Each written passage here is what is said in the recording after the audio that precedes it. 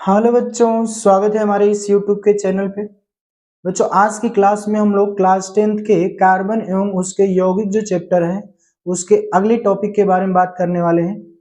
बच्चों, पिछली वीडियो में हम लोग मीथेन के बारे में समझे थे। आज हम लोग बात करेंगे एथेन। एथेन की अगर बात की जाए बच्चों, तो एथेन का रासायनिक सूत्र होता है C2H6, या जिसे आप CH3 सिंगल बॉन्ड CH3 भी लिख सकते हैं, ठीक ना। तो C2H6 इसका अणुसूत्र होता है। अणुभार की बात कर ले बच्चों, तो अणुभार इसका 30 होता है, ठीक है। यदि हम लोग एथेन की बात करें, तो एथेन प्राकृतिक गैस के रूप में, या फिर जो तेल कूप होते हैं, ठीक ना, जो तेल के कुएं होते हैं, वहां से हम लोग इसको प्राप्त करते हैं, ठीक है। यदि हम लोग इसकी संरचना की बात कर ले बच्चों, तो इसकी संरचना CH3 सिंगल बॉन्ड CH3 के रूप में होती है, ठीक ना। CH3, तो जो H3 है उसको single bond H single bond H single bond H, यानी एक कार्बन पर 3 सिंगल बॉन्ड हाइड्रोजन दिखा सकते हैं, ठीक है। तो CH3 सिंगल बॉन्ड CH3 होती है। इसके अगर हम लोग एथेन के प्रत्येक कार्बन के संकरण की बात कर ले, तो संकरण क्या होता है, sp3 होता है। और यदि हम लोग इसके आकृति की बात कर लें, तो इसकी आकृति जो होती है बच्चों चतुष्फलकीय होती है। कैसी होती है? चतुष्फलकीय, ठीक है। तो देखिए ध्यान से, एथेन का अणुसूत्र C2H6 और अणुभार 30 होता है। इसे प्राकृतिक गैस व तेल कूपों से प्राप्त किया जाता है। इसकी आकृति चतुष्फलकीय होती है तथा प्रत्येक कार्बन का संकरण sp3 होता है। इसकी संरचना की बात करें, CH3 सिंगल बॉन्ड CH3 इसकी संरचना होती है। तो जो CH3 है उसमें प्रत्येक हाइड्रोजन को एक कार्बन के साथ सिंगल बॉन्ड से दिखाया गया है, ठीक है। तो ऐसे हम लोग इसकी संरचना दिखाते हैं।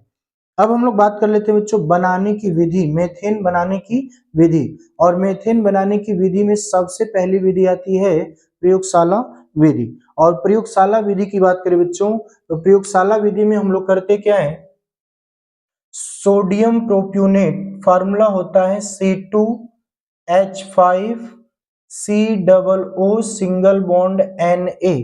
इसको हम लोग बोलते हैं सोडियम प्रोप्यूनेट। और सोडियम प्रोप्यूनेट की अभिक्रिया सोडा लाइम से कराते हैं। किससे कराते हैं बच्चों?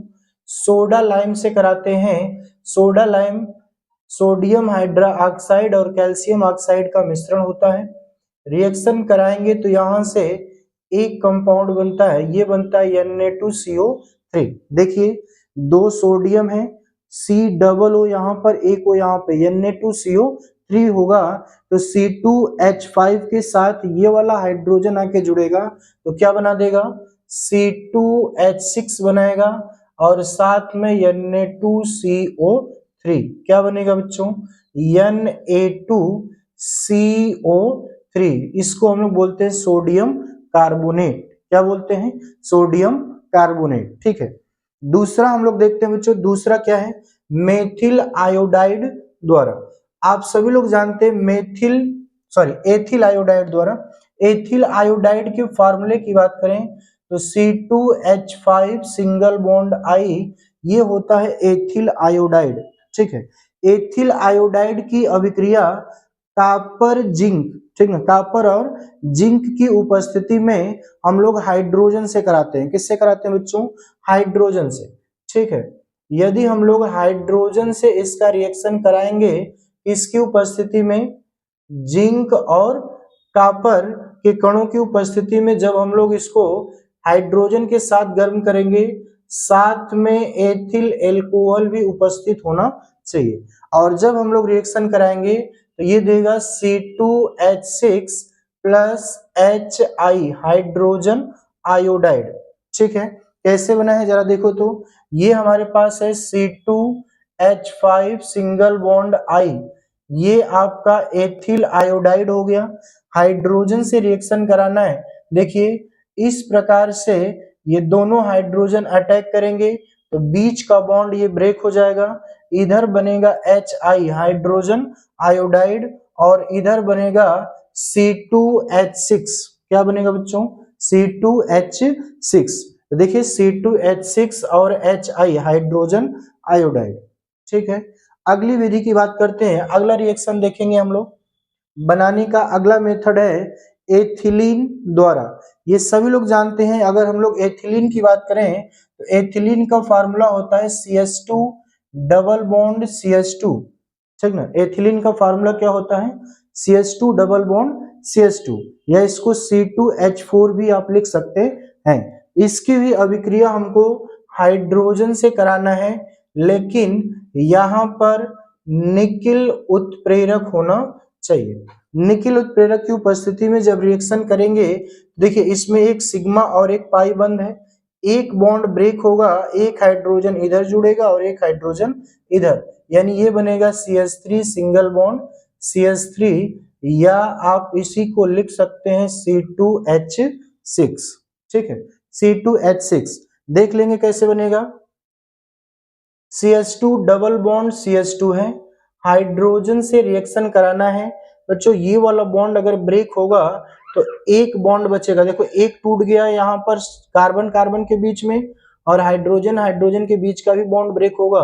तो यहाँ से जैसे बॉन्ड ब्रेक होंगे, इधर CH3 आपको देखने को मिल रहा है, इधर भी CH3, और बीच में एक सिंगल बॉन्ड, ठीक ना। तो CH3 सिंगल बॉन्ड CH3, या इसी को आप C2H6 लिख सकते हैं, ठीक है। तो ये एथिलीन द्वारा हम लोग क्या करते हैं, एथेन बनाते हैं। आगे हम लोग बात करते हैं बच्चों बनाने की अगली विधि की बात करेंगे। देखिए अगली अभिक्रिया है वुड्स अभिक्रिया द्वारा, जो बहुत इंपॉर्टेंट है, आगे चल के आपको 11th-12th में देखने को और अच्छे से मिलेगा।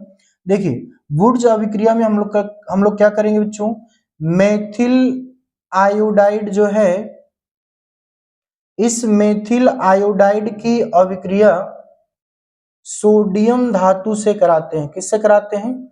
सोडियम धातु से। मेथिल आयोडाइड का 2 मोल लेते हैं, 1 मोल हम इधर लिख देते हैं CH3, और ये ईथर ना, ईथर को हम लिख सकते हैं R single bond O single bond R dash, ये ईथर होता है। इसकी उपस्थिति में यदि हम लोग मेथिल आयोडाइड की अभिक्रिया सोडियम धातु से कराएं ईथर की उपस्थिति में, तो ये CH3 सिंगल बॉन्ड CH3 देता है, जिसको आप क्या लिख सकते हो, इसको लिख सकते हैं C2H6।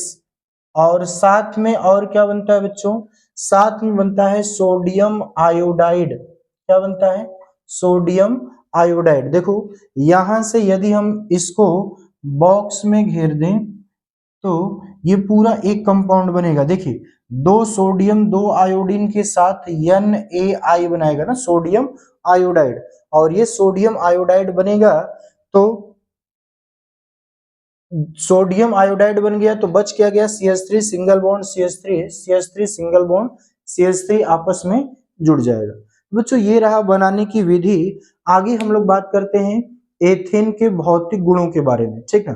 तो एथेन की अगर हम बात करें तो एथेन रंगहीन, गंधहीन और स्वादहीन गैस होता है, ठीक ना।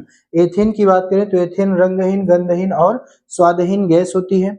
यदि हम लोग इसकी विलेयता की बात करें तो ये जल में कम विलेय होती है, एल्कोहल और ईथर में अधिक विलेय होती है। जैसे मेथेन की अगर हम बात किए थे तो मेथेन भी जल में कम विलेय थी, लेकिन एल्कोहल और ईथर में अधिक विलेय थी। उसी प्रकार से एथेन गैस जो होती है ये भी जल में कम विलेय और एल्कोहल और ईथर में क्या होती है, अधिक विलेय होती है, ठीक है।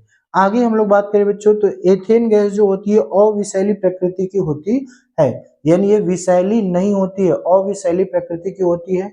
और यदि हम लोग इसके मेल्टिंग पॉइंट यानी गलनांक की बात कर लें तो इसका गलनांक -182.8 डिग्री सेल्सियस, या इसको आप -183 डिग्री सेल्सियस लिख सकते हैं। और यदि हम लोग इसके क्वथनांक की बात करें तो क्वथनांक इसका होता है -88.5 डिग्री सेल्सियस। कितना होता है बच्चों?